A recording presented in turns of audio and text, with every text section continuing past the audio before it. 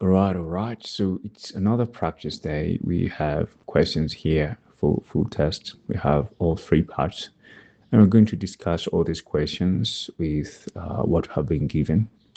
So without further ado, let's go and start with the first part of this examination. First of all, in the introduction part, they usually ask your name and what you do. You're giving your general information. Your ID card is being requested, so they could confirm your identity and those kind of stuff that are actually standard. After that one, we're going to have part one question with introduction and interviews. Today, we're going to talk about hometown. So I'm going to ask the question and give sample answer. Your question can never always be the same the same with mine. So what you're supposed to focus on here is how can I tune this kind of information or this kind of question to my own experience. So today I'm going to pretend as if I'm coming from Dar es Salaam, Tanzania. All right. So where is your hometown? My hometown is Dar es Salaam, Tanzania. It's a busy city, the biggest city in the country, and it's an international city. You could find people from all over the world. It has a history of having the biggest harbor in East Africa, and most countries in East Africa prefer this harbor for their transport of their goods. Besides this harbor, we have another harbor in Mombasa, which is closer to Kenya. So it's either Dar es Salaam or Mombasa, Kenya for Kenya, Tanzania, Uganda, Rwanda, Burundi, and even Congo. So it's one of the biggest harbors. So it's a harbor town and it's known for that. What do you like most about your hometown? What I like most about my hometown is the fact that I could find internationals in this city. I'm a person who speaks many languages, so interaction with people from different countries is one of my hobbies. So I love to meet these people, talking to them, exchanging ideas, organizing some trips and probably cultural activities, learning about their culture, their food, their ways of life, and also me teaching them about my culture, my food, and my ways of life. Is your hometown a good place for young people? Absolutely. My hometown is a great place for young people because this place offers a lot of opportunities. One of those opportunities are those international opportunities. And even when you want to go and study abroad, this is where you can find the deals about scholarships. You can find people who are interested in going abroad and studying, exploring, doing business. The biggest business people in my country are living in this city. So I could say this is the top city in my country. And for young people, it's a great opportunity, depending on what you want to do. If you want to take advantage of this city, then it's absolutely the city for you. Has your hometown changed in recent years? Yes, it has changed a lot. We have new transport means of transport from the city to the middle of the country, especially the capital, which is Dodoma. And usually it took about 7 to 8 hours by bus, but right now we have a train which takes about 3 to 4 hours. So this has saved half the time, and it has routes for like 3 or 4 times in a week. So this is an opportunity for people to do business with the middle of the country, which was really difficult. Another thing that has changed is the transit. We didn't have fast buses, but right now we have the fast buses which are operating all over the city, making the traffic problem a little bit better. I mean, easier compared to what it used to be before. Before it was a fight when you want to get into Daladala, which is a name for the small minibuses that used as a means of transport throughout the city. It was the only way to go somewhere else. But right now, within the city and in different parts, we have these fast moving buses in their own way with no traffic, which has solved a very huge problem.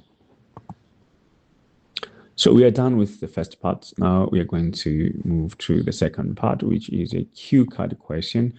And cue card question is a question which you can see. Generally, you're not supposed to see part one and part three questions, but you can see the part two questions. And when they give you this question in a card, they give you 1 minute to prepare and expecting you to talk about this topic for 1 or 2 minutes. And also, they give you a piece of paper where you could take some notes. So I'm going to show you how to take notes for this part here. And by taking notes, I'm not talking about writing long sentences, just writing some hints which will help you to think better.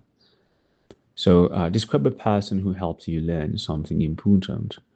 I'm going to talk about my friend, Murat, all right, from Turkey.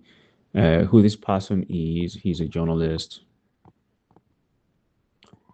What they taught you about the importance of intelligence? Sounds like something small in a few sentences, but it means a lot. How they helped you learn, discussion, normal conversation, etc. Why this was important to you? It was important to me because it's changed my life. So these are my notes and my hints. So when I'm going to talk about this Murat guy, I'm not going to specifically follow every point one after another, but I'm just trying to talk about everything I've been asked here. So if the examiner thinks something is missing, they're going to ask me the extra question. So I don't have to worry very much about that part. So, well, I have a friend of mine who is a journalist. His name is Murat. He lives in Istanbul. He's an amazing person, amazing friend, because he's the kind of a person who is ready to give you the blunt truth. He's an honest person, but also not too nice, because he always believes that being too nice to a friend leads into being not very honest, because sometimes you say things just to please them. So the reality or the fact that Murat tells the truth, and the hard truth especially, makes me or helps me to be closer to him. So Murat taught me about the importance of intelligence. He gave me a lot of examples saying that no matter how talented you are, no matter how experienced you are, if you don't involve a lot of intelligence, a lot of your work is going to be hard working. So you are a hard working person, but also you are an intelligent person. But usually you prioritizes the other parts of you, the other nature that you have, that just because you are desperate and you want to achieve something so much, it doesn't mean that you can't stop and think for some time. So you have to spend a lot of time planning and thinking, because once you get into action, you are just carried away with the action, and a year or 2 years would pass doing the same thing, because you need that to survive. So when you're in survival mode, when you are very busy and you have to do something very important for a long time without coming back and planning again, then you have to take a lot of time and a lot of consideration when you're doing your plan. And if you apply a lot of intelligence in your plan, then when you are in an automatic mode, it's much more easier for you to succeed and achieve your success. So this is important for me because it helps to think and analyze things for some time before start doing them. But this doesn't mean that I have been procrastinating. No, I haven't been procrastinating, but I have been thinking better before I started doing something. I've been giving more value to research. And obviously, as I do things, I always try to learn more and improve myself. So that's the second part, and it's the end of it. Let me see what's the next part here, which is part three, the discussion question. We have multiple questions here. We're going to answer all of them. And this is what I call an opinion question. And it doesn't matter what your opinion is. What the examiners are interested in is seeing your fluency, your organization of the questions, the range of vocabularies, and all those good stuff that help them to understand your English level. So without further ado, I'm going to start with this question. Why is it important for people to help others learn new skills? Well, I believe we live in a world where we depend on each other, and when the world has more skilled people and people who can do things better, the whole world changes. I believe this is how the world change. Like you're raising the bar and making the standards of human being better. A lot of people believe they are really good at something just because they're better than others, not because that's the ultimate level as a human that they could ever reach. So we all compare ourselves to the people who are not better than us, thinking we're in a good position, and that's wrong. Helping other people to challenge you so that you could be better and better every day is how you raise the standard of life of the people around you, hence raising the standard of life of yourself.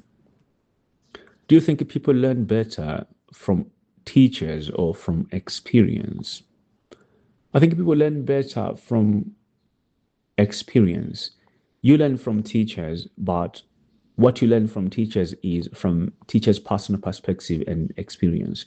And if you can combine this information with your own personal experience, then you are way better. There are these strategy that I love in learning, especially when you have a teacher or a master. I say, first of all, copy your master. And second of all, uh, master what you have copied and then become yourself, have your own experience. So at first, if you're a beginner in any topic, it's good to learn from other people. But as you go along, as you experience more and more things, try to have your own way of doing things. Obviously, this doesn't mean you have to ignore the information that you had before. This information was only helping to set you up, and then later you'll be good to go. How has technology changed the way people learn today? Well, technology has changed the way people learn today because we have online classes, and these online classes help people to save a lot of time because they don't have to travel to school or build physical classes. I have a lot of online students, and I don't have to build a class for this. And fortunately, these people are from different parts of the world, which gives me even deeper experience because when I'm training them or teaching them, I'm getting to learn from their cultures as well. Helping people from different corners of the world makes me a better teacher compared to someone who is dealing with the same people every day. So this has made much more easier to access information, has made it much more easier to reach the students, has made it much more easier for the teachers to deliver what they are trying to teach their students. And the last question is, do you think schools should focus more on practical skills or theoretical knowledge? I think schools should focus more on theoretical knowledge at first, but without forgetting the practical skill. I know this is unfamiliar. A lot of people would propose that school should focus more on practical skills, but unfortunately, schools don't have a budget to focus on practical skills more than theoretical schools. The theoretical knowledge is much more easier to access. You need a book, and the budget for the book is less than the budget for the laboratory, probably doing experiments.